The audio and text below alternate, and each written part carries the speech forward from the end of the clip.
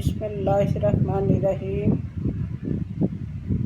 আমি আজকেও আমার কবিতা, নিজের লেখা কবিতা আবৃত্তি করব। আপনারা আমার পাশে থাকবেন। আমার লেখা কবিতা আমি শুরু করলাম।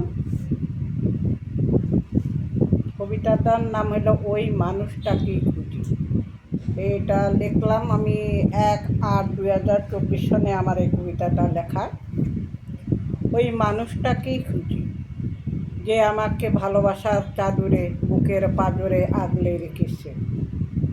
ওই মানুষটাকেই খুঁজি।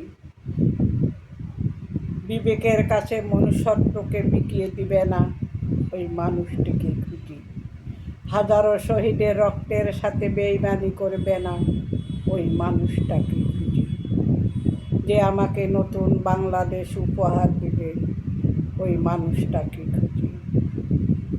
মিথ্যে মায় গল্পে স্বপ্নে দেখাবে না, ওই মানুষটাকে খুঁজি। ভালোবাসার নতুন নতুন গল্প শোনাবে না, ওই মানুষটাকে খুঁজি। যে আমাকে পৃথিবীর শ্রেষ্ঠ মা ডাকার অ্যাওয়ার্ড দিবে, ওই মানুষটাকে খুঁজি। অতন্দ্র প্রহরী হয়ে পাহারা দিবে কেউ কি আসেন? কল্পনাহীন স্বপ্নে রূপালী চাঁদ হবে, কে আছে হে মানব? আমি সেই মানুষটাকে খুঁজি। আমি আমার লেখা আরেকটি কবিতা আবৃত্তি করতেছি।